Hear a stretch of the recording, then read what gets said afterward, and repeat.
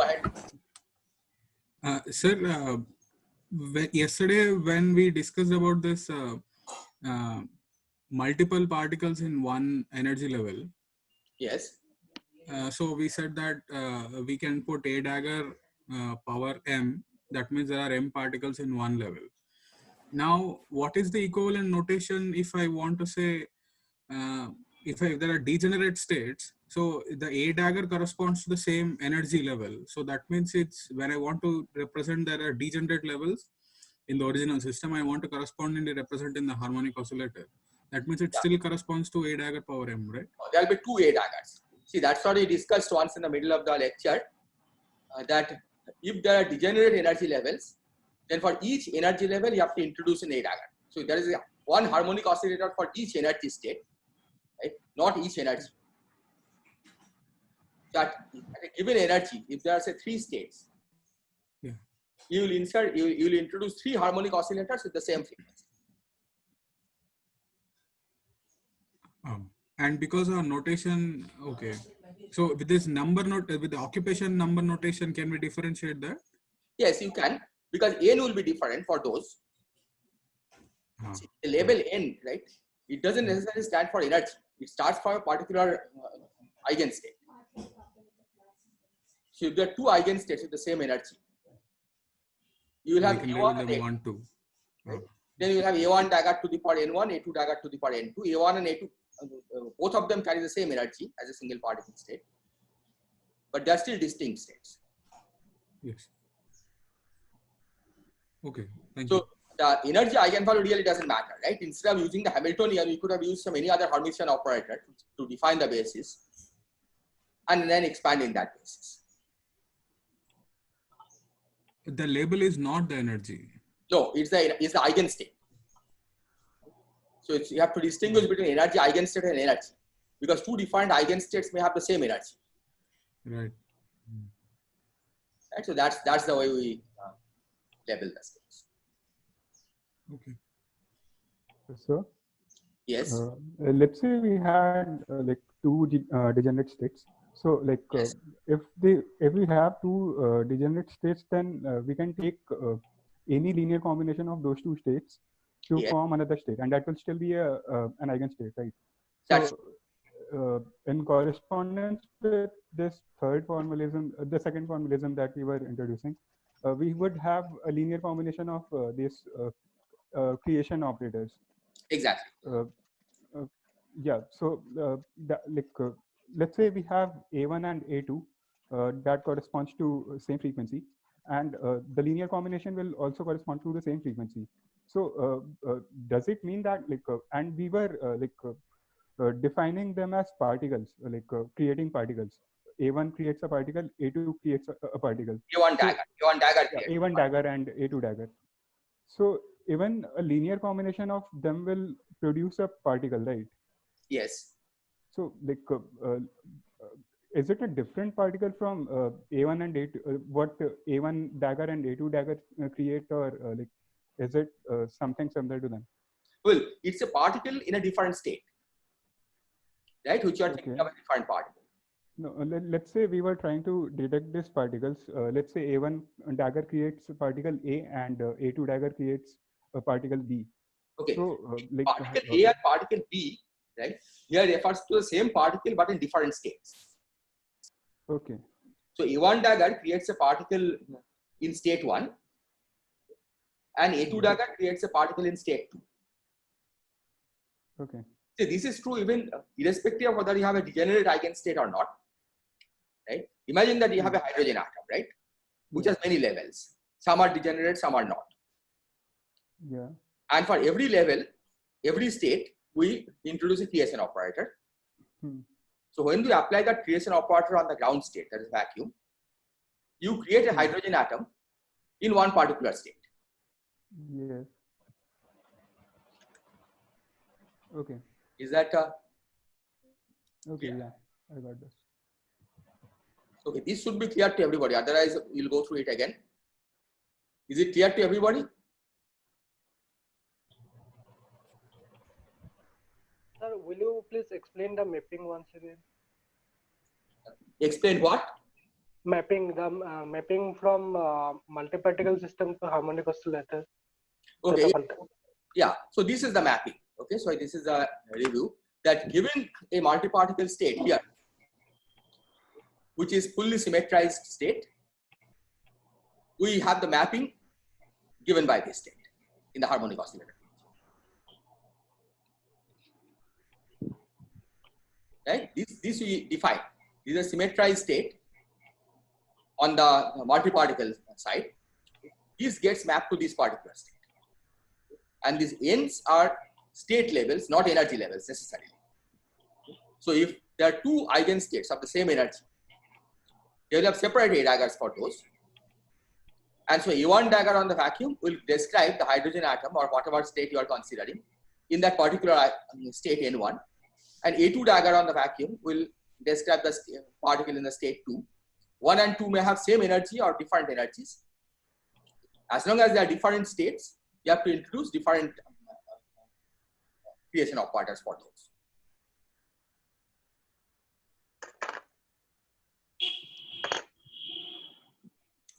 Is this clear to everybody?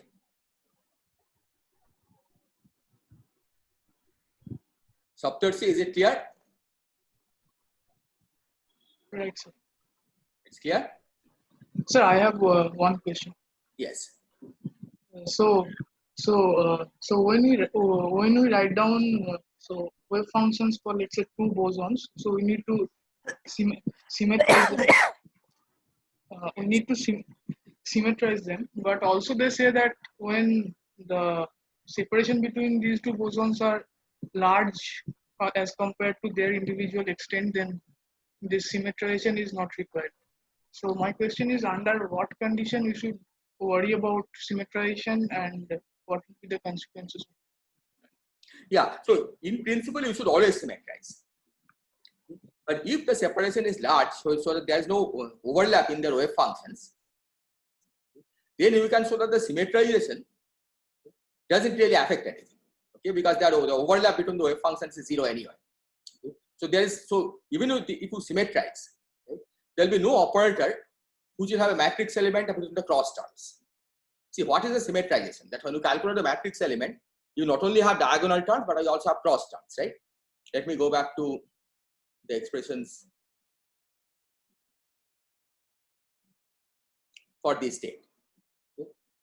So this starts becoming important, that when you take the matrix element of some operator between this state and say another state, if there are only diagonal elements that contribute, right? If the first state here is paired with the first state there and so on, then you might as well have used this. You might as well have used this basis, right? The product basis. Okay. So the symmetrization becomes important when in this there is the wave functions start overlap. Okay. When, for example, if you pick UN1 from one side and UN2 from the other side, there is a non-zero matrix element. But if the particles are so separated that UN1 and UN2 have no overlap, then essentially you can ignore the symmetry.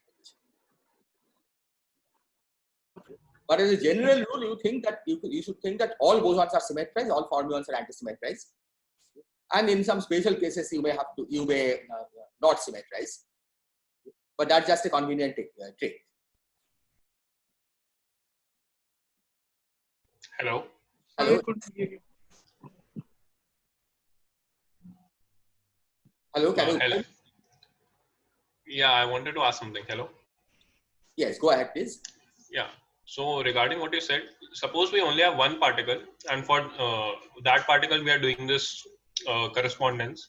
Yes.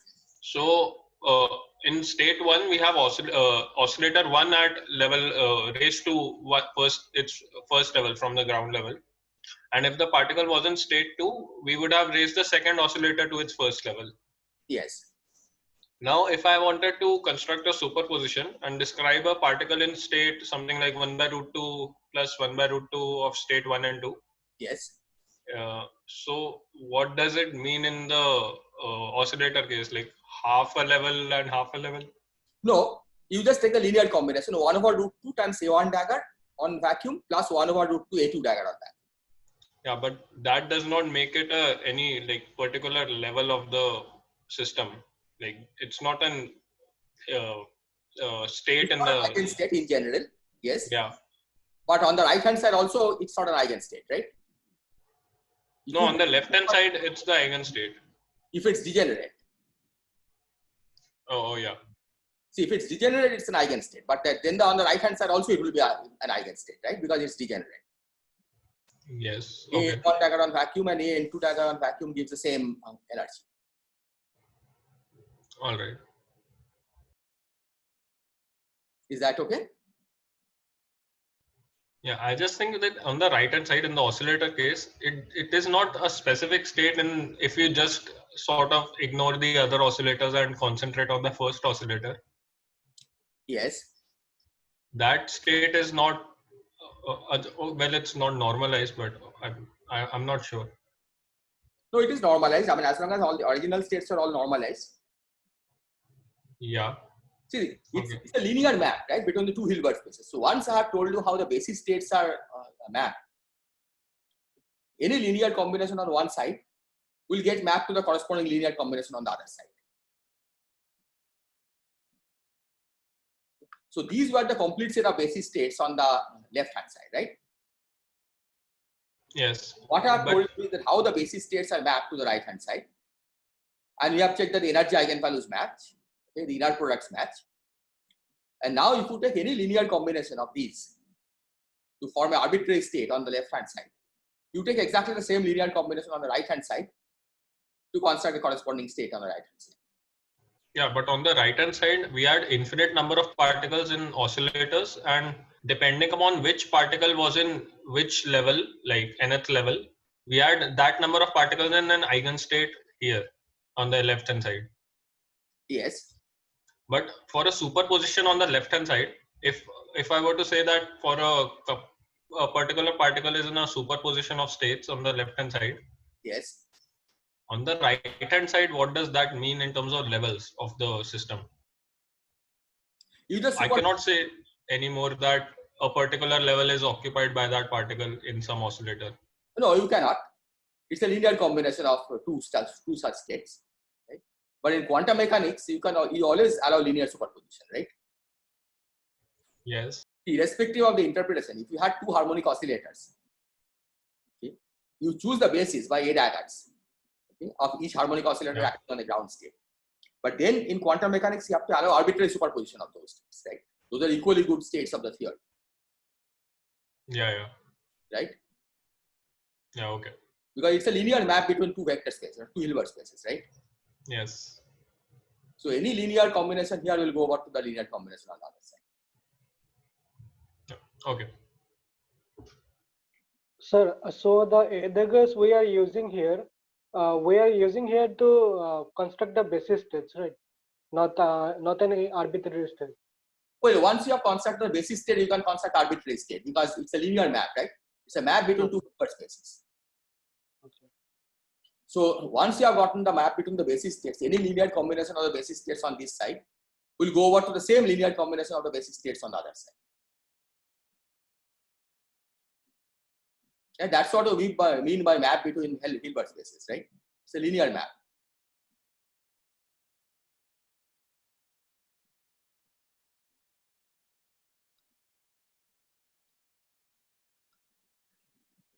Are there other questions?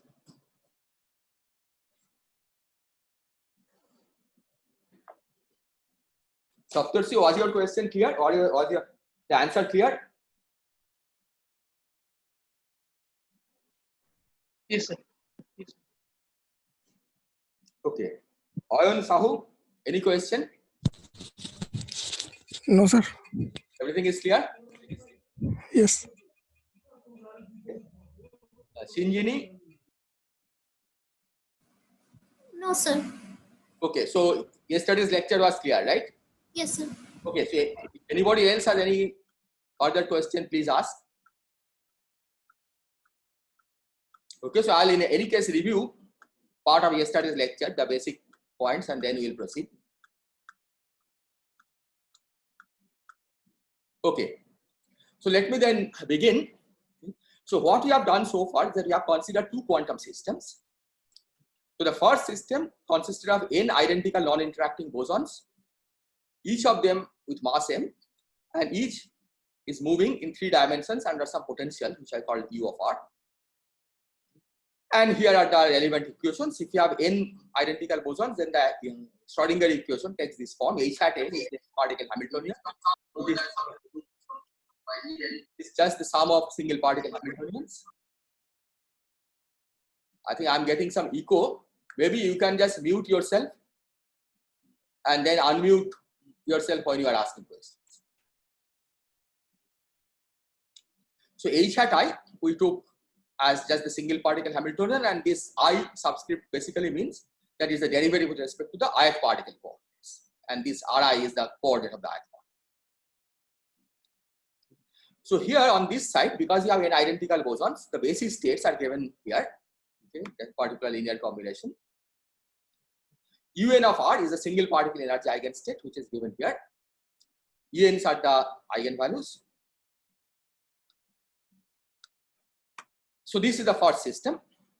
The second system was a collection of infinite number of harmonic oscillators, one for each energy eigenstate of the first system for n equal to 1, okay, which basically means that we build the harmonic oscillator system based on the single particle quantum mechanics. Okay, we look at the single particle quantum mechanics, and for every energy level, okay, every energy eigenstate, we introduce a harmonic oscillator. And we assign the angular frequency of the harmonic oscillator to be omega n, which is En over h bar. And here, this is a point which came up yesterday, and let me emphasize again that if there are k degenerate energy eigenstates in the single particle system for some energy, we have to introduce k independent distinguishable harmonic oscillators of angular frequency E by h bar. So the correspondence is between every energy eigenstate and harmonic oscillator. If there are multiple energy eigenstates with the same eigenvalue, we have to introduce multiple harmonic oscillators. So this we should keep in mind. And it doesn't matter that they have degenerate energies, they just have that means that on the harmonic oscillator side, you have multiple harmonic oscillators with the same frequency, but nevertheless they are distinguished. If A1 dagger and A2 dagger correspond to the same energies, A1 dagger on vacuum and A2 dagger on vacuum will be treated as separate states. So then we introduce the creation annihilation operators for the nth harmonic oscillator with a commutation relation of this kind. And in terms of this, we wrote down the Hamiltonian of the system after throwing away a constant term, which is given here. And this is more suggestively written in terms of the En, because we have chosen the omega n, so that omega n is En over h bar. So we write this as En times A n dagger n. And then we put forward a correspondence, namely that these symmetrized basis states on the multiparticle side, we map to this particular state of the harmonic oscillator system. And one important point here is that this side, even though is symmetrized with respect to the coordinates of the particle, we saw that it automatically becomes symmetrized in the ni's. Okay, so under exchange of the ni's, it remains the same, and because of that, we put some specific ordering convention. On this side, that symmetry is obvious, right? Because the A daggers for different ends commute, so you can just put them in any order you like. And the vacuum here is defined as the one which is annihilated by all the annihilation operators. And what we have checked so far is that under this correspondence, the inner product between the states agree in the two theories. And we also checked that the eigenvalues and eigenstates of H hat n in the first theory agree with the eigenvalues and eigenstate of H hat in the second theory. Okay, so the Hamiltonian has the same spectrum. If you apply H hat n on one of these states and apply H hat on one of these states, you get back the same eigenvalues on both sides. And again, let me emphasize that once you know the map between the basis states, if you take any arbitrary state on this side, which is the linear combination of states here, you take exactly the same linear combination of states on this side.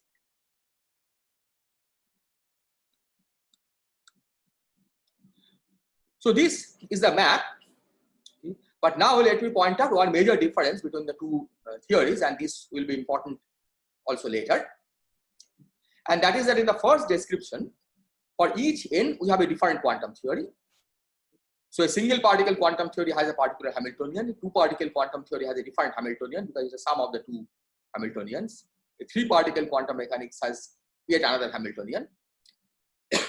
But in the second description, a single quantum theory can describe the system for all n. So you don't specify the number of particles in advance in the second description. So in particular, n dagger on the vacuum is a single particle state. Vacuum itself is a zero particle state.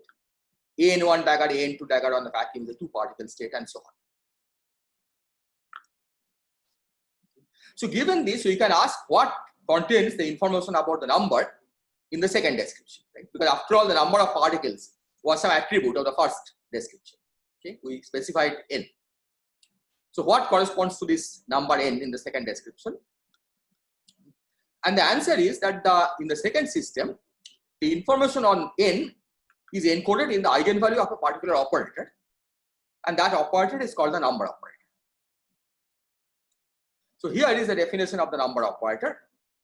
It's defined as sum over n, n dagger n. So it's defined more or less in the same way as the Hamiltonian, except that the en is removed. And one can check that the commutator between n hat and ap dagger is ap dagger, commutator between n hat and ap is minus ap. And using this, one can verify that if we apply n hat on a product of these n daggers acting on a vacuum, you just pick up an eigenvalue which is n. Just like for the Hamiltonian, it was the sum of the ens. Here all the ens are replaced by 1. So it will be the sum of the ones. Yeah, and there are n such objects. So you get the number n. So if given a state in the second description, if you want to know what is the number of states, number of particles in that state, you just apply n hat and pick up the eigenvalue. Is this clear?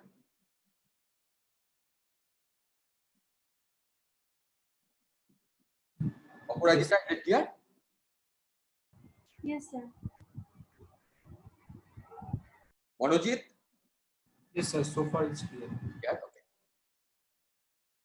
Anybody else? Another question. Hello? Yes. Sir, I have a question. Yes. These AN daggers each corresponds to each reside in their own Hilbert space, right? No, the full Hilbert space is this.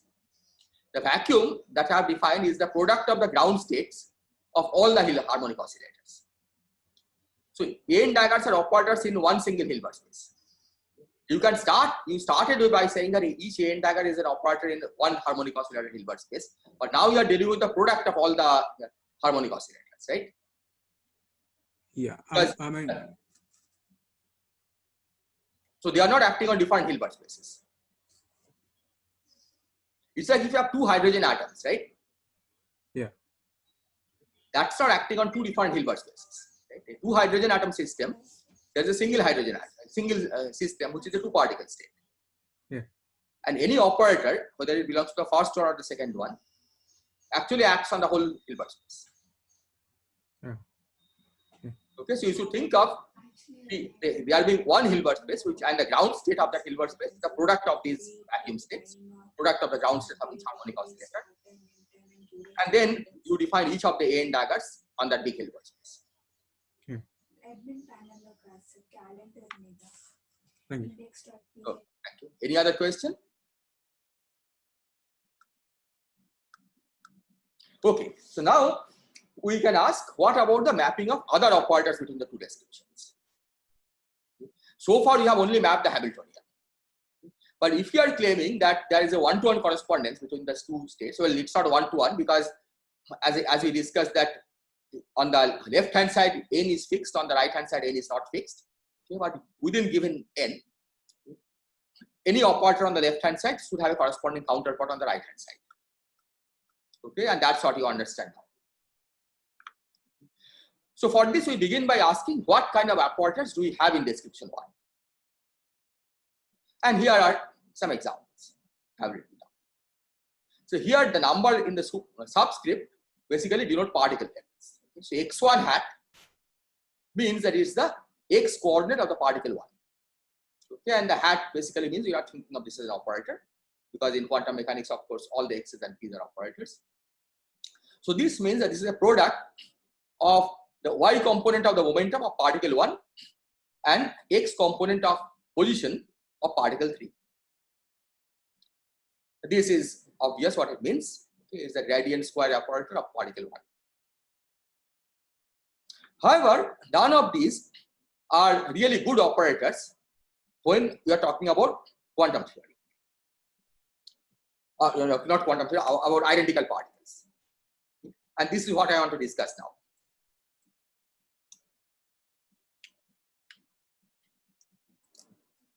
So the point is the following. We have said that the particles are indistinguishable. So because the particles are indistinguishable, it does not really make sense to consider the operator x1 hat. Because which particle is particle 1? We don't know. Another way of saying this is that let's imagine that we are start with one of these symmetrized basis states, okay, which is a good basis in this quantum system, and then apply x1 hat.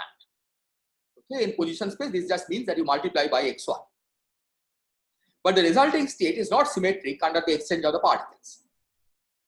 So acting on a good state, okay, x1 hat takes you to a state which is not in the Hilbert space of multi-particle states. So for this reason, we define good operators are those which are invariant under permutations of 1 to n. And here are some examples of good operators. These operators you can easily verify that when you act on a symmetrized state, you get back a symmetrized state. So here, this operator you can see, if we exchange any two particle levels, okay, it's invariant, right? Because you have summed over all I. Similarly, this one, if you exchange any two particle levels, is invariant because you have summed over I and j. So is this and so on. Is this clear?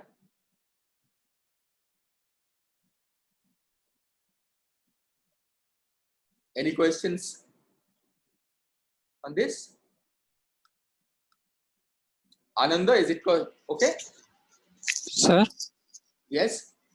So in the notes, you have written, since the particle are indistinguishable, it does make sense to consider operator x1.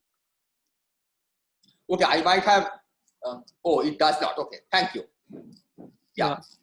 It means it does not make sense to consider the operator x1. Yes, sir. Okay, thank you. Any other comments, questions? Clear, sir. Yes. Yeah, okay? Okay, sir. Okay, thank you. Okay, so now we are going to divide the good operators into different classes. Okay, so let me start with the simplest class of operators. These are called one-body operators. Okay. So one-body operators by definition are operators which have this kind of form. We take an operator that acts on a single particle Hilbert space, and imagine that we take that same operator acting on the ith particle Hilbert space, and then we simply sum over I equal to 1 to n. It's called one-body operator because it's a sum of terms, each of which acts on single particle Hilbert space. Okay, of course, you can always think of this as acting on the multi-particle Hilbert space, but it can be represented as an operator that acts only on one particle Hilbert space and doesn't affect the others. So here are some examples of what b hat I means. X hat I, b hat I, y. You see that the both operators that are involved are from the ith particle or grad I square. This is again from the ith particle. So perhaps that it will become clearer, okay, when I discuss other kinds of operators. So let me discuss two-body operators now. So here is v hat n. Here this involves a sum over I and j, okay, of v hat ij, where v hat ij is some operator that is constructed from the position and momentum operators of the ith particle and the jth particle.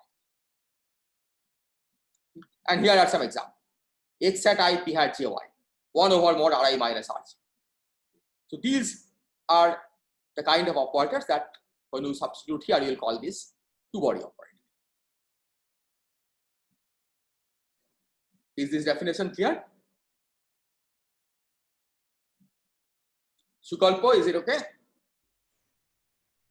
Yes, sir, it's okay. Anybody else has any questions, comments? Sir, Yes. Is it that means that is there any we can consider that there is an interaction between two particles? No. We are not adding it to the Hamiltonian. See, if we had added it to the Hamiltonian, there will be interaction between two particles. But right now, we are just thinking of classifying the operators in the two theories. Okay, sir. Is that clear? Clear, sir. Clear. Yeah. Okay. So this is not something that is being added to the Hamiltonian as yet. Later on, we will have to do this, but not yet. If the particles are non-interacting, we are just constructing different operators in this system. Okay. So one point I want to mention here is that in this sum over I and J, I have restricted the sum to I not equal to J. This is just a convenience. Because of this restriction, okay, because the reason being that the I equal to J term can be separately considered as a one-body operator, right? Because it will be V hat II, okay, which will involve only ith particle coordinates and momenta. So that can be classified as a one-body operator. So the set of independent two-body operators, in that definition, I'll restrict the sum to I not equal to J. So with this definition, we can see that the two-body operator vanishes if n is equal to 1. Right? Because if n is equal to 1, there is no term where I is not equal to J, right? Because I and J run from 1 to 1. Sir, Yes. hello. Sir, so since particle I and particle J, their operators, individual operators can commute. So, is it something like I J, but J is less than I in the summation, or you could restrict? I mean, you could make J at I symmetric and restrict to I less than J. I have not done this, okay, but that's just a matter of convention. okay. Okay, I could have, because ultimately what matters is V at 1, 2 plus V at 2, 1, right? In this, both depend on the first and second particle coordinates. So I could have simply declared that V at Ij is symmetric under Ij exchange and restrict the sum to I less than J. Okay. Okay, any other question? So Yes. I mean, as an example, it's fine, but XP isn't Hermitian, right? We are only talking about Hermitian operators, I believe. Okay, let's not do it yet. Okay. See, this is Hermitian as long as I is not equal to J. Yeah. Right? So at least I have written Hermitian operator, even though I have Okay. Okay. Yeah, but eventually, of course, we will consider only Hermitian operators, but right now we are not restricting ourselves to Hermitian operators. Yeah. Okay. Any other question? Okay. So similarly, one can define three-body operators. Okay, in the three-body operators, each term will involve I, J, and K, okay, and then we'll restrict the sum to I not equal to J, J not equal to K, and K not equal to I, okay, because those have already been included in the two-body and one-body operator, and so on. And all operators, okay, which are symmetric under the exchanges can really be classified in this way. Right? For an n-particle system, we have at most n-body operator. Okay? So all operators, you can convince yourself, that can be classified either as one body or two body or three body up to n body. Okay? Because only those operators which are fully symmetric are included anyway. So what we want to understand is, what do these operators get mapped to in the second description?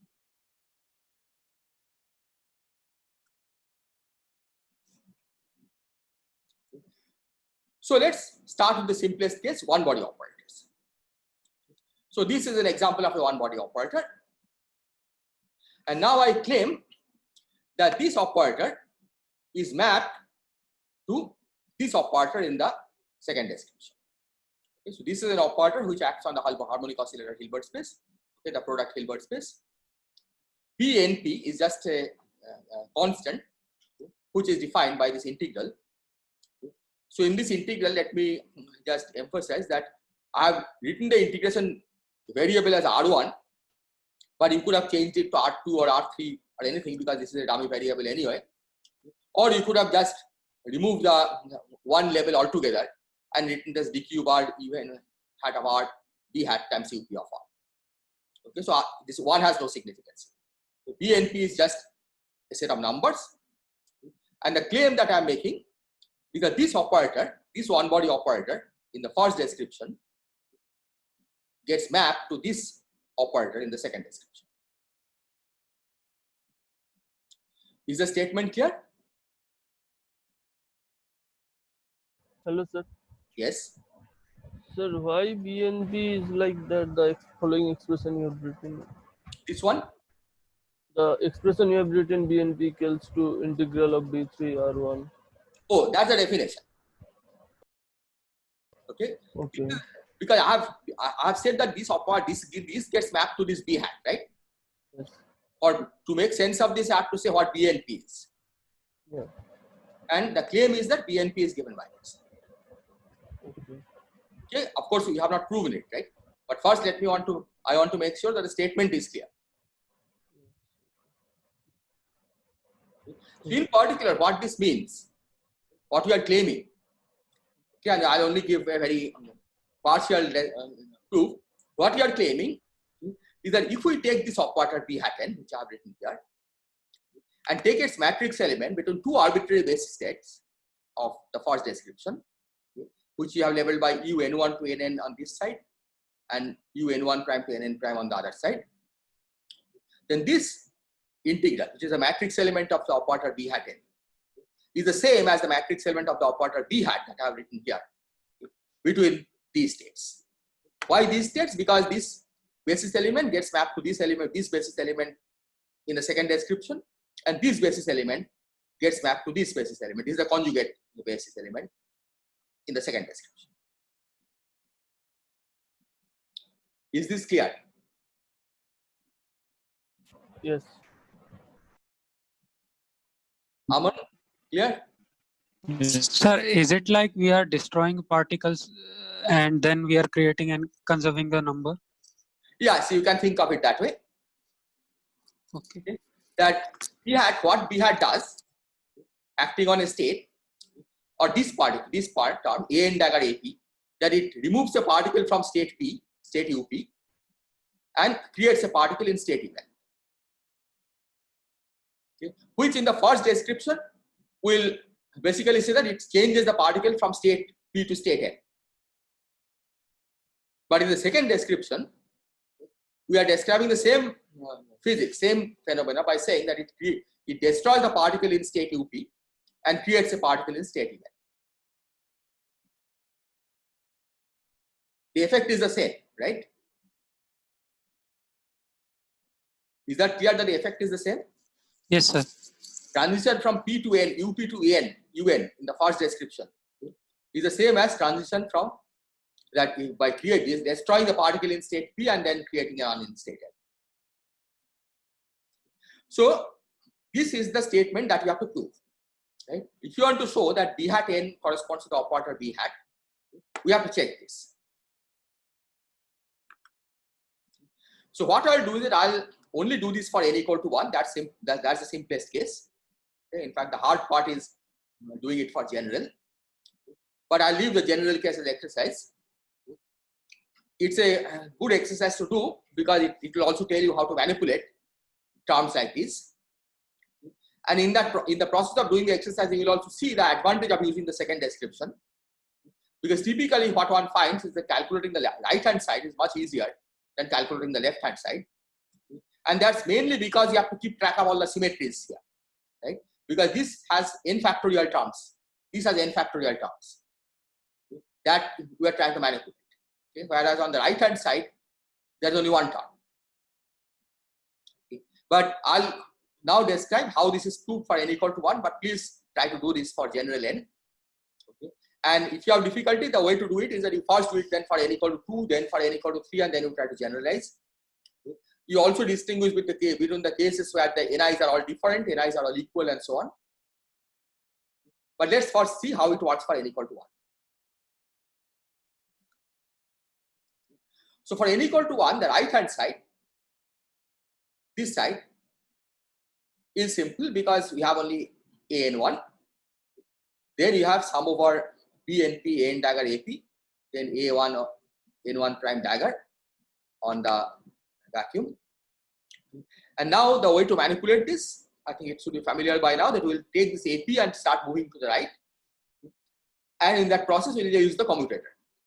Because once AP comes to the right, it annihilates the vacuum. So that produces a delta n n1 prime p, right? Delta p n1 prime from the commutator between AP and a n1 prime dagger. Similarly, we will take this a n dagger and move it to the left. And again, in that, once it comes to the left, it annihilates the vacuum on this side. So the only term that remains is the commutator between an1 and an dagger that produces delta n1n. And then this sum, we get receives contribution only from the term where n is equal to n1 and p is equal to n1 prime, and that gives you b n1 or n1 prime. So that's the right hand side. Is that clear?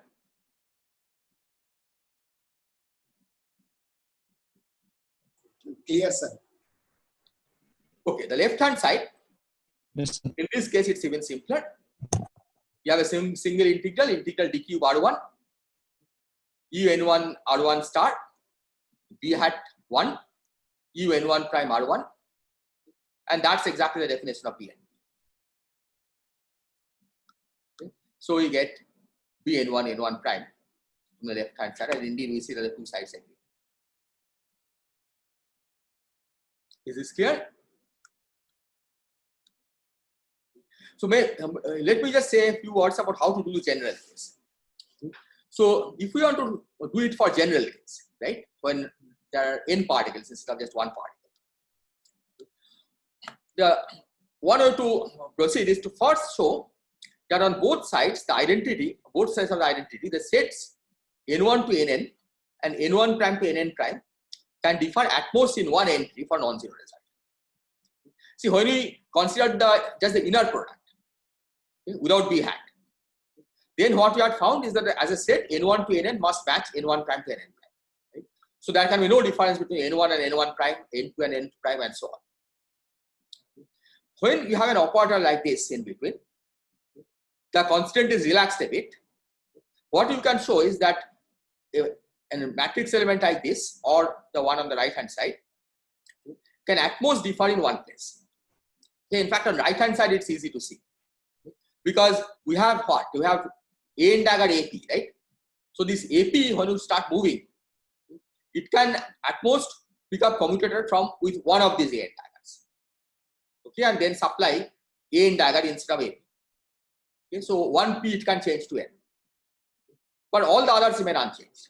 Okay, and then when you take the inner product, the integers must match one by one.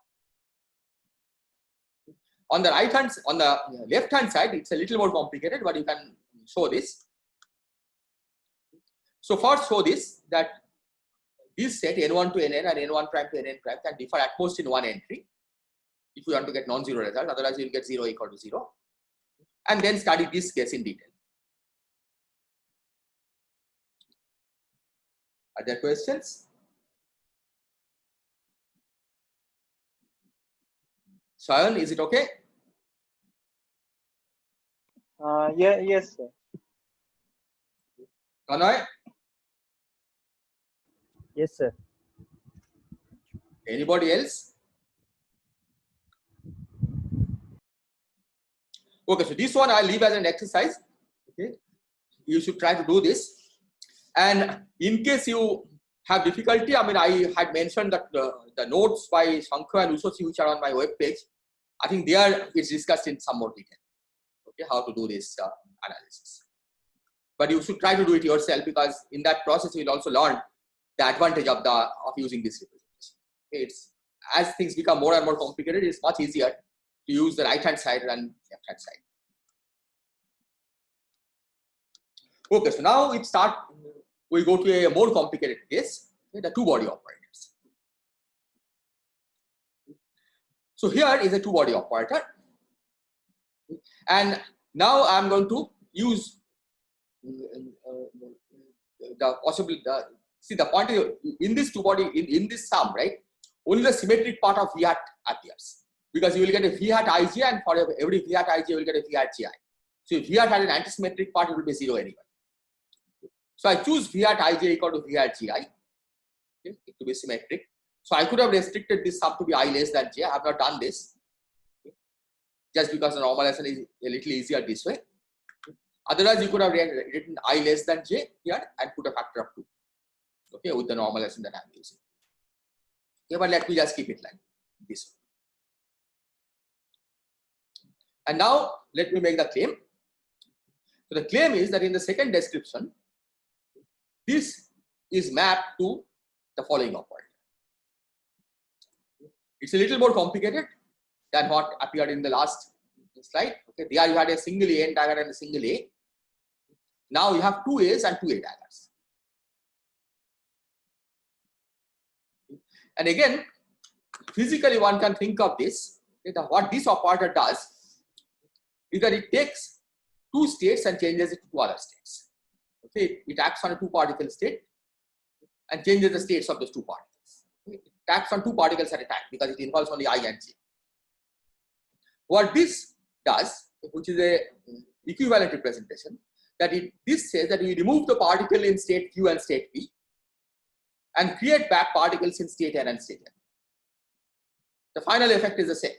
In changing two particles from their states p and q to m and n is the same as destroying two particles first in state p and state q and creating particles in state m and state n. V m n p q, this is the analog of the formula for B and P that I gave, is given here. Is this statement clear?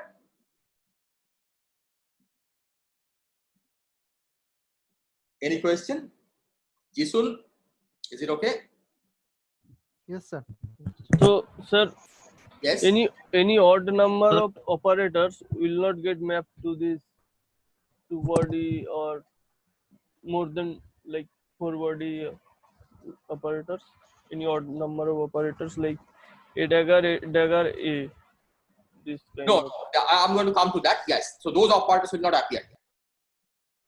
I'm going to discuss them in some detail in a few minutes. So right now, what we are trying to do is that we are trying to look at the operators that exist in the n-body system. Yeah. Trying to map them into appropriate operators on the harmonic oscillator side.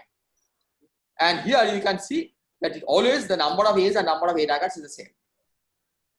And the reason is simple, because we don't want to change the number, right? Yes. On the n-particle system, right, there is no option of changing the number of particles. Okay, and that's what we see here. The kind of operators that are appearing always have the same number of A's and A daggers.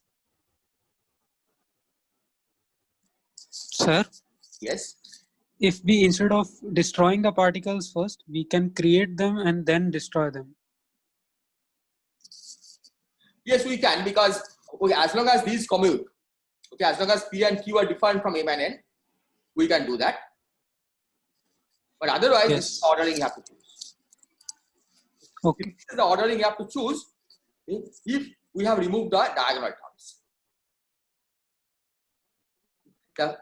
The way we see it is that you have to do the calculation and check that this is what reproduces the correct matrix element, right? Which you are going to do, because clearly, suppose the AM dagger was on this side, right? That AM dagger and AN dagger on the other side, we could have brought it down on the left. But in that process, we'll also pick up commutators, right? Which Yes, will be two body operators or one zero body operator. Okay. So we have to make sure that it's this operator which corresponds to this operator over here. Okay. Is this clear? So the reason that it appears in this particular order is essentially can be traced to the fact that we have removed the diagonal terms, the I equal to j terms. Okay, once you do that, you get this form. So what we have to check now? We have to check this relation. We have to check that if we take an integral like this, where we take again the conjugate of the basis state level by n1 to nn, and on this side you have the basis states level by n1 prime to nn prime, and take this operator. This is the operator represented. This is the v hat n operator. This is on the multi-particle side. This should be equal to the matrix element of v hat between the corresponding basis states in the harmonic oscillator.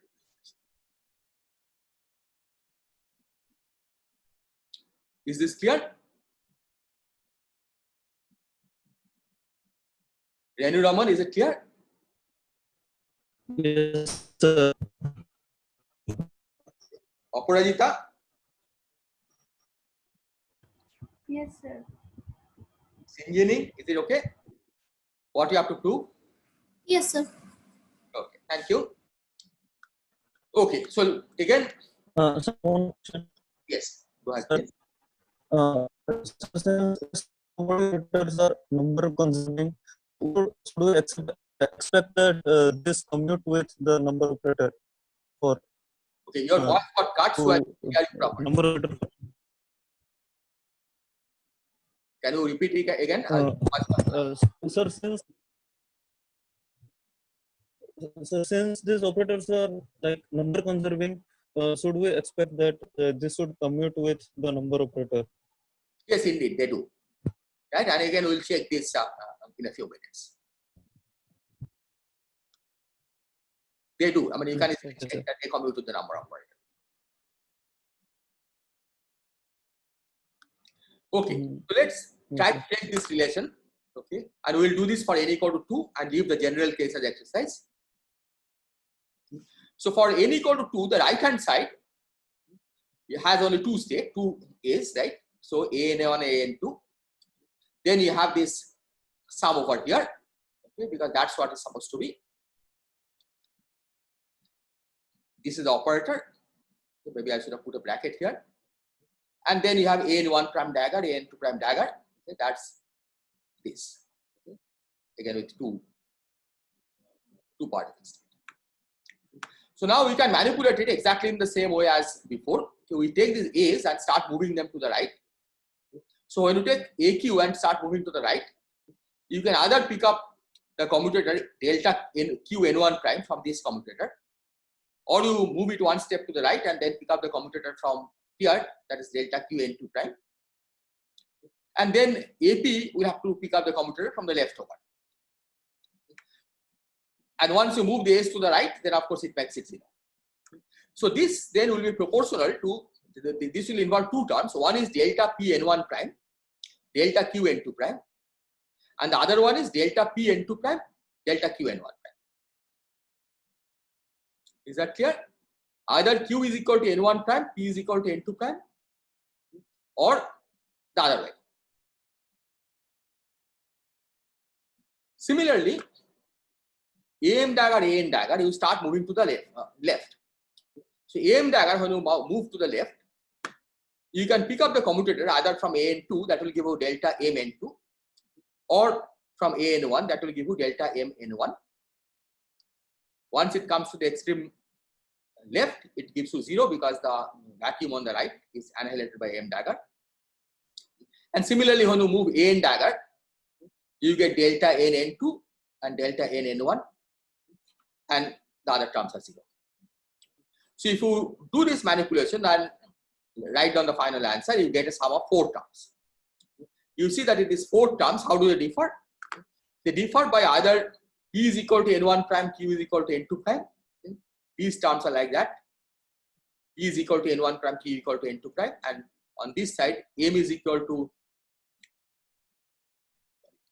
N1 and N is equal to N2, or the other way, right? So Vn1 N2 or Vn2 N1. So these 4 terms are what you get from this manipulation. Is this okay? Any questions or confusion here?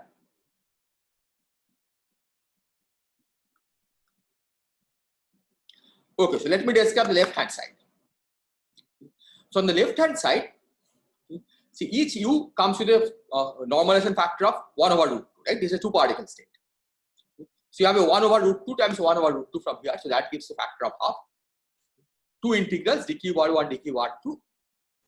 Then I have taken use the state un1 r1 star un2 r2 star and then the symmetrized version.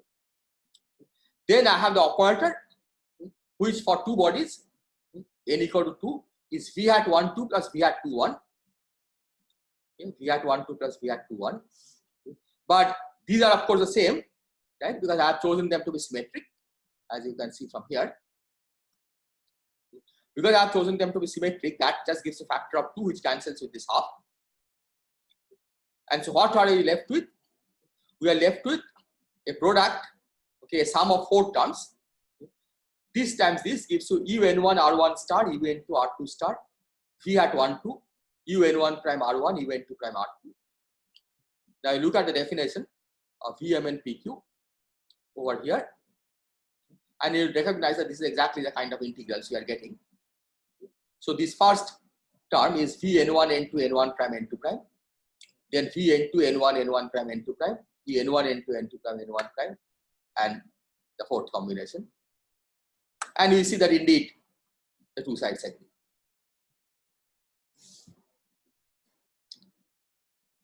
Are there questions?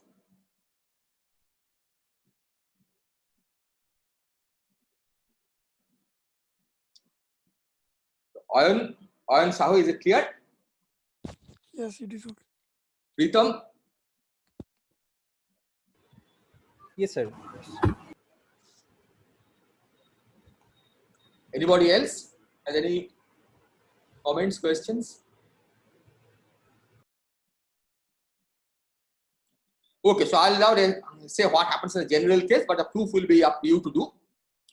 So for the general case, we have to first show that the result vanishes if states n1 to nn and n1 prime to nn prime differ in more than 2 entities, and then study the non-vanishing case.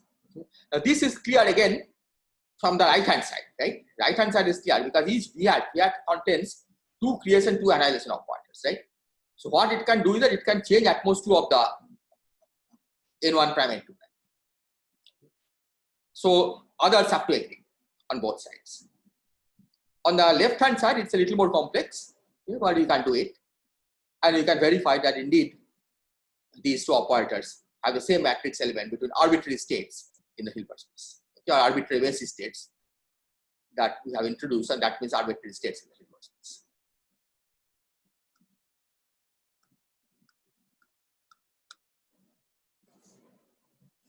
Okay. So before I go on, let me just say a few words about possible applications of this. So for this, let's suppose that you have a system of particles, each of which is moving under some potential U. And let's furthermore suppose that they interact pairwise via some interaction terms Vij. So then we can write down the Hamiltonian of this system in the first description, okay, the n particle Hamiltonian. As first you have the sum over single particle Hamiltonian, and then you have the interaction term that I have introduced here. Okay. Now I have put a factor of half, okay, because interaction term Vij, right, it's among pairs, right?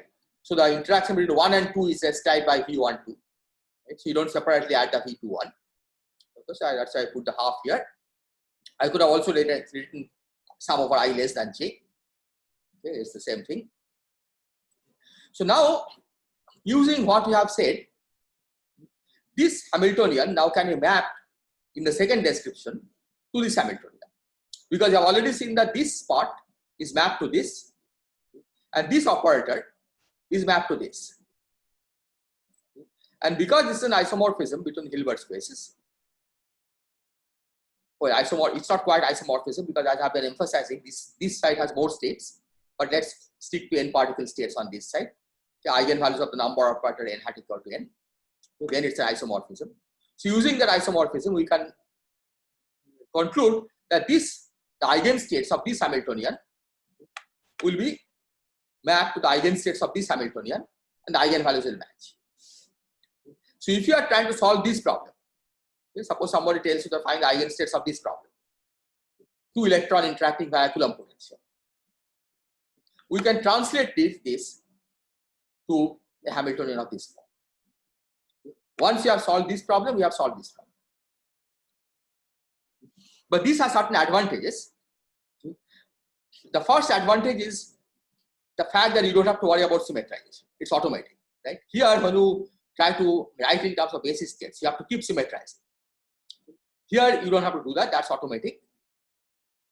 And as you will see, when you try to do these exercises, that it's much easier to manipulate the right-hand side, okay, the second system, than the first system.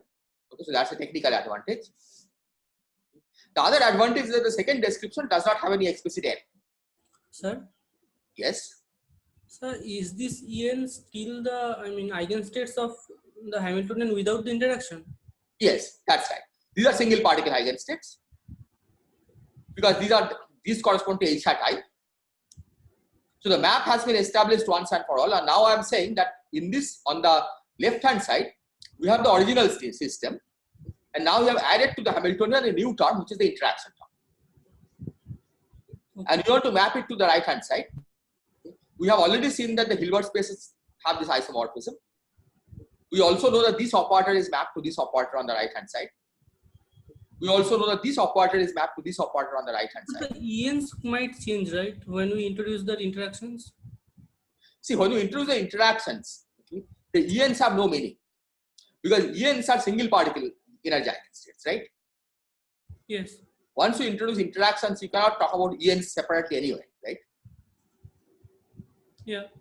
So ENs have been introduced as single particle energy eigenstate provided the interaction terms are not there. Okay. That's the definition of the ENs, right? ENs are eigenstate, eigenvalues of H hat. That's a well-defined statement, right? Yes. Forget about the fact that this is the Hamiltonian. H hat is an operator by itself. And ENs we have defined to be the eigenvalues of H hat. And the way you have introduced these harmonic oscillators is in one-to-one correspondence with the eigenstates of H hat. And then we are introducing this extra term in the Hamiltonian, which of course will change the total energy eigenvalues. Similarly, on this side, the energy eigenvalues are not going to be ENs, right? Or the sum over ENs. So both sides have changed. Is this the point here? Yes. Anybody else has any other question? Saptarshi, is it okay?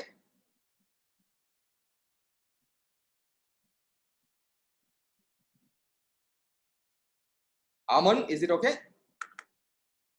Yes, sir. Okay. Okay. So let me proceed. I'm assuming that everybody agrees with me. Okay, otherwise, please ask questions.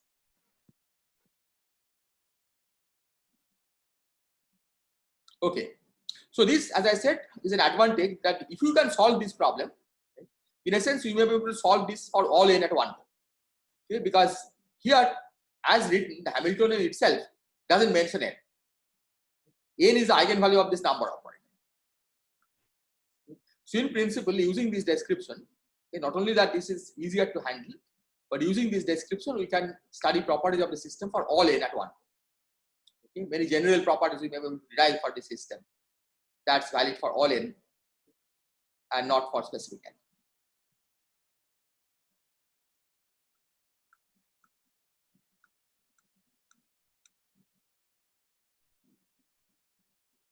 Okay.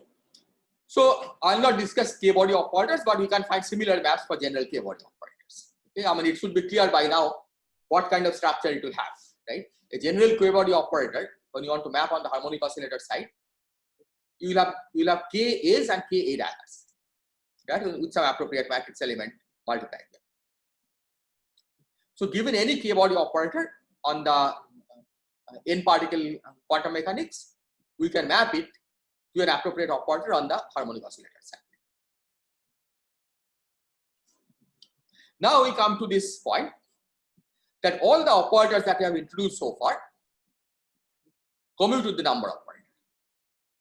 Okay. Here I have given again the definition of the number operator, and we can easily convince yourself that the operators that we introduced commute to the number operator because essentially because they have the equal number of A's and A daggers. B hat, for example, has one A dagger, one A. So when you commute N hat with A dagger AP, we get this structure. And that gives you 0 because N hat with A dagger is A dagger and N hat with AP is minus AP. So you get A dagger AP minus A dagger AP, that's 0. Okay. Similarly here, when you commute N hat, you will pick up +1 factors from AM dagger and AN dagger and -1 factors from AP and AQ, and again you will get 0. And of course, this is not surprising because in the first description, all operators conserve particle number. So we couldn't expect that any operator in the first description will map to an operator in the second description that doesn't conserve particle number, right? Because otherwise this equivalence will be untrue. So since in the first description you can only introduce operators which conserve particle number, this is true also in the second description. Okay, you can only introduce operators that conserve particle number. Not that you can only introduce operators that conserve particle number, but the operators that map from the first description to the second description all conserve particle numbers. But the converse is not true. That in the second description, you can certainly introduce operators which do not conserve particle number. But those operators will have no analog in the first description because they map between different Hilbert spaces. Right? They will take an n particle Hilbert space and take map it to some n prime particle Hilbert space. Sir? Yes. Sir, so in the first description also we can have these rectangular matrices which can map between different Hilbert space of different dimension. So yes. that will not conserve particle number. Yes, but then you have to append the different Hilbert spaces that you have introduced, right? See, so far in the first description, the way we have introduced them is that we have fixed an n, right? And you have written the Hamiltonian for the n particle Hilbert space. Yes. So in order to introduce an operator that can change n, we have to first expand our quantum system, right, where you have both n particle quantum mechanics and n hat particle quantum mechanics, or say n prime particle quantum mechanics, right? Okay. And then you can introduce operators that map between these two. Okay, but where we have set up the n particle quantum mechanics problem, right? We have written the Hamiltonian for n particles, right? Yes. From n prime particles, the Hamiltonian will be different. Okay. Okay. Are there other questions? Hello, sir. Hello. Yes. So, sir, like for in the first description for non-conserving particle, so we have to take the maximum number particle as the final Hilbert space. Then we can. Yes, but that's infinite, right? Okay. In the first description, sir. Yeah, in the first description. But maximum means you can have arbitrary number of particles, right? Yes. So there is no limit to how many particles you can have in the system. Okay. Thank you.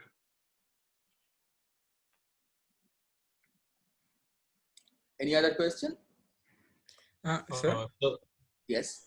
Go ahead. So how are we allowed to? So in the first description, we had to append two Hilbert spaces to perform particle non-conserving operators. What freedom are we given in the second description? We are able to write this seamlessly? Because the second description to begin with, right, has states of different particle numbers, right? That's what I mentioned earlier. Let me go back to the beginning of the lecture.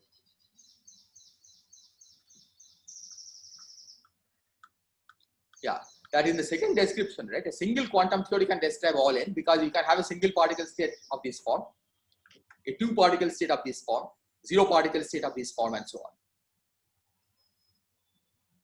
So this is the reason why in the second description there is no problem in like introducing operator that can change particle number. Okay? That can change this state to this state. Right? Take AN1 dagger, AN2 dagger, AN and act on this. Yes, so whenever I'm acting a dagger, that means I'm increasing the Hilbert space. See, Hilbert space is given once and for all. Right? Is the product Hilbert space of all the harmonic oscillators. Right. The thing you said, the ground state itself is the bigger. It's in the bigger Hilbert space. In the product, yes. Exactly. Yeah, in the product space. Yeah. Sir, I have a question. Sir, if in the first thing, if we have two particles which have same energies, say En and E1 or E1. Yes. So in the second description, will it be two harmonic oscillators with ground state occupied, or one harmonic oscillator with second state occupied? Because it is two times two harmonic oscillators. As I said, for every state in the first description, every single particle state, you have to introduce a harmonic oscillator. So if there is a degenerate state, then for every state you introduce a harmonic oscillator. So suppose for the same energy E, we have two states, right? Then in the second description, you introduce two harmonic oscillators of same frequency. So can you please repeat? I actually don't hear. Okay. If we have, okay, let me have emphasize that point somewhere here. That if there are k degenerate energy eigenstates in the single particle system, then you introduce k independent distinguishable harmonic oscillators of angular frequency E by h bar. Yeah. Okay. So let's imagine that you have two-fold degeneracy. Okay. Say E1 and E2 are degenerate. They have the same energy. E1 is equal to E2. Yes. Then you can either have a state, single particle state U1, that will be mapped to A1 dagger on vacuum. A single particle state described by the wave function U2 will be mapped to the state A2 dagger on the vacuum. So even though they have the same energy, they have to be counted as independent states. Oh, okay. And independent harmonic oscillators.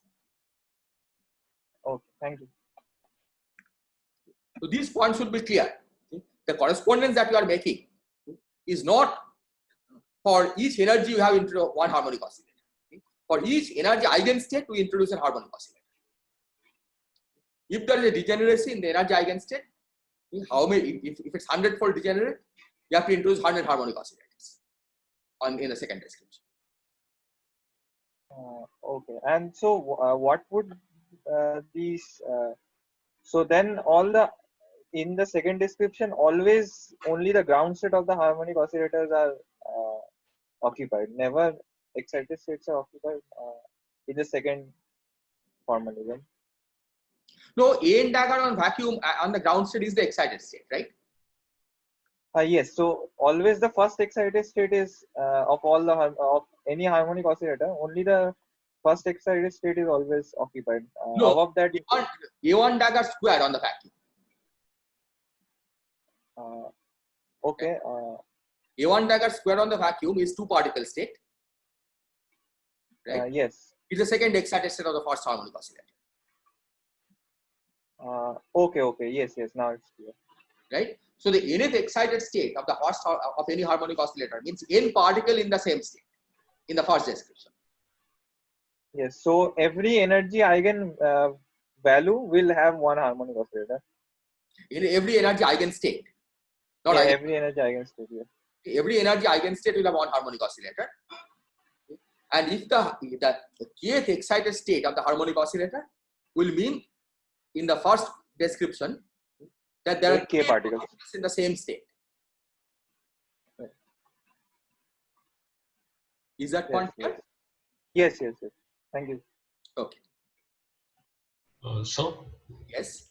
Even though we are writing the new Hamiltonian with the interaction in terms of creation and annihilation of the previous Hamiltonian of the free particle. Yes.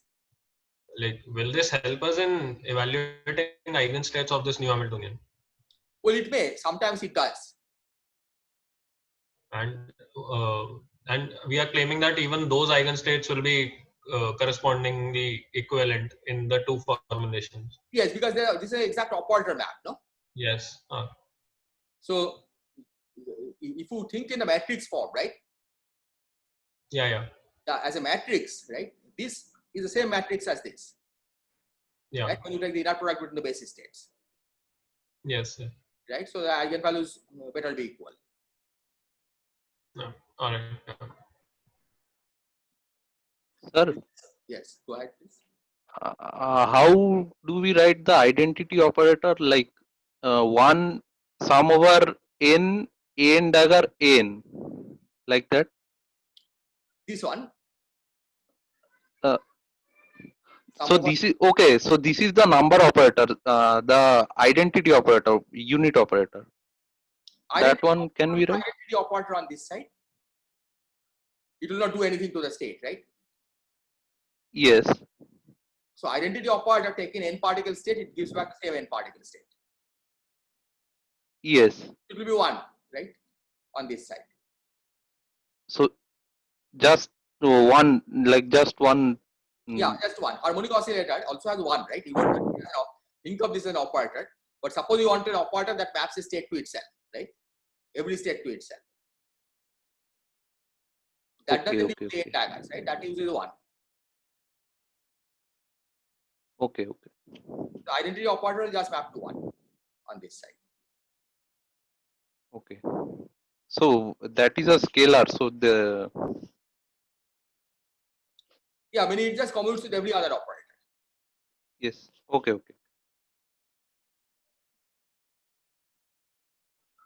Something I need to clarify is that how would I think that in a particle harmonic oscillator, if the second state is if I put a particle in the what is the state that it corresponds to?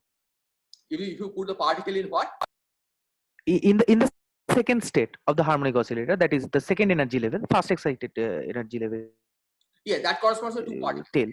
So okay. 1 dagger square, right? 2 particles in state. Yeah. 2 particles in state 1. See, A1 dagger square. Yeah. What will it do? It will create 2 particles both in state U1. Okay. A1 dagger, A2 dagger will create 2 particles, but one in state U1, the other one in state U2. Yeah. And they corresponds to 2 different harmonic oscillators, right? If A1 dagger, A2 dagger is there. Yes, that they correspond to different harmonic oscillators. Right? Whereas A1 dagger square, right? Yeah. Is the same harmonic oscillator, same oscillator acting twice, same creation operator acting twice. Yeah. But they are all acting on the same Hilbert space, right? Because they are all acting on the ground state, which is a product of all harmonic oscillator ground states. Right. Okay. Yeah. Any other question? So, when you were mapping the description with 2 description, I guess one should, in the second description, one should always think of like a bath attached to the system and putting a finite chemical potential to maintain a particular number, right? No, you don't want to do that, right? Because I mean, we have a number operator, right? So we can simply restrict to a given eigenvalue of the number operator. That is subspace of the Hilbert space, which has n hat equal to n. Okay. If you want to describe n particle state, right? We don't necessarily need to have a bath, right? You can just simply say that we look at those states which have eigenvalue n hat eigenvalue n. So we will truncate the Fock space to a particular number. Exactly. If you want to describe the Hilbert space of n number of particles. But of course, the main advantage of this second part of this description is that we don't want to restrict the Hilbert space to n number of particles. Yes. So let me just say that, and then I'll stop for today. Okay, that what is the advantage. So here, I think by now everybody has seen this in some way or the other, that this operator, it doesn't conserve particle number, right? It has 1A and 2A daggers. So physically what it is doing is that it removes the particle in state UP and it creates a pair of particles in the state UM and EN. These operators do not exist in the first description because you work with a fixed number of particles, right? So if there is any reason why you have to describe, why you have to introduce operators of this kind, okay, the number changing operator, you do it in the second description. Okay, in the harmonic oscillator description, it's easy. You just introduce more oscillators of one kind than the other. So in particular, suppose in experiment we find that the particle number is not conserved, right? I described one system earlier that if you collide two electrons at very high energy, you sometimes produce 3 electrons and 1 positron.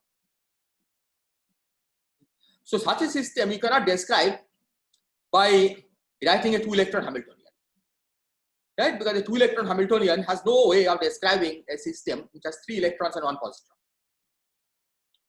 But this kind of Hamiltonian does have that possibility, right? If the Hamiltonian, for example, has terms which do not commute to the number of particles, then it can certainly start mixing in a scattering process a 2-electron state into 3-electron, 1 positron state. Or for that matter, suppose you collide a photon with an electron, right? It can produce 2 photons and an electron. And again, Hamiltonian with terms like this has the possibility of doing that. So this is one of the main reasons why the second quantity, where this description, the second description that we have introduced is useful, because it allows us to change particle number, and this is useful not only in high energy physics, where of course particle numbers change all the time, but also in many condensed matter systems. Okay, in terms of effective description, particle numbers do change. Okay, for example, number of phonons can change in a given process, and this second description, the kind of description that we saw in terms of harmonic oscillators, is a much more useful setting for describing processes like that. Sir? Yes. Sir, so if the Hamiltonian is like that, that sum over C, A dagger A, so that is that Hermitian? No, okay, you can add the Hermitian conjugate to this. Oh, okay, okay. The number of parts, right? Yeah, okay, right. okay, okay. Hermitian, but you add AM, AN, AP dagger. Yes. Okay, okay, okay. That still doesn't come into the number of parts. Okay.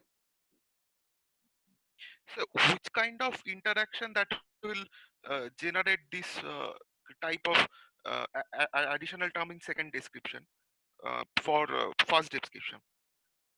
Like, so in the first description, you cannot do this, right?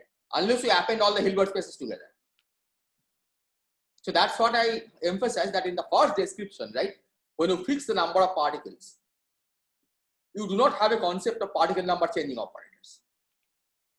So then we have to increase the dimension of the Hilbert space.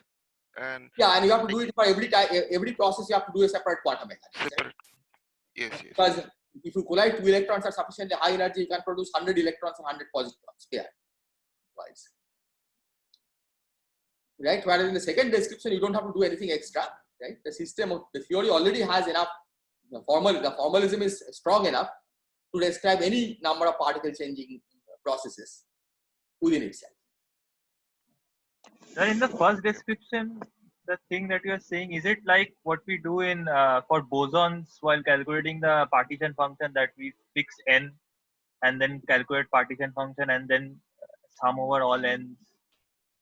Yes, in statistical mechanics you do that, right? But if you are doing the quantum mechanics of those objects, right? If you really wanted to write down a quantum mechanical theory for those bosons, then the second description is much more appropriate, where the number of bosons is not fixed. Okay.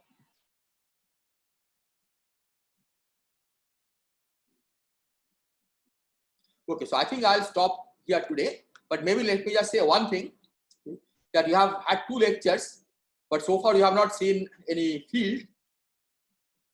And next time we are going to see the appearance of fields, okay? Because what we'll do next time is that you will forget about both the first and the second description, and you introduce third description, which will be a description in terms of a quantum theory of fields, and then we will show that third description is also equivalent to the second description.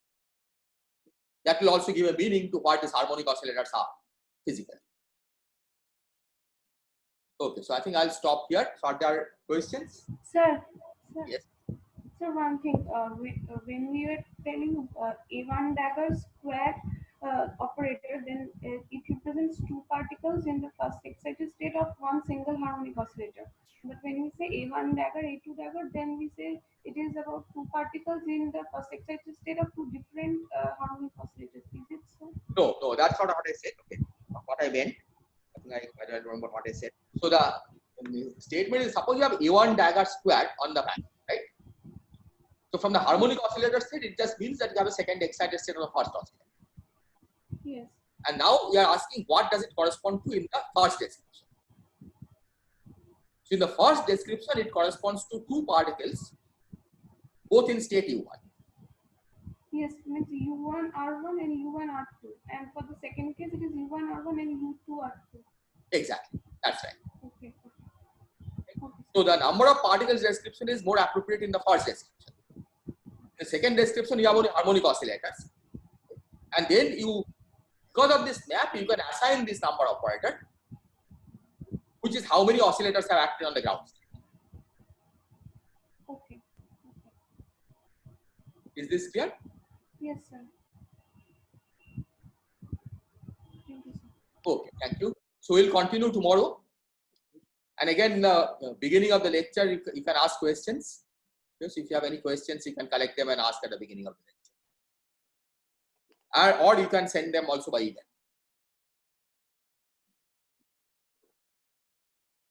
Okay, I'll stop the screen now.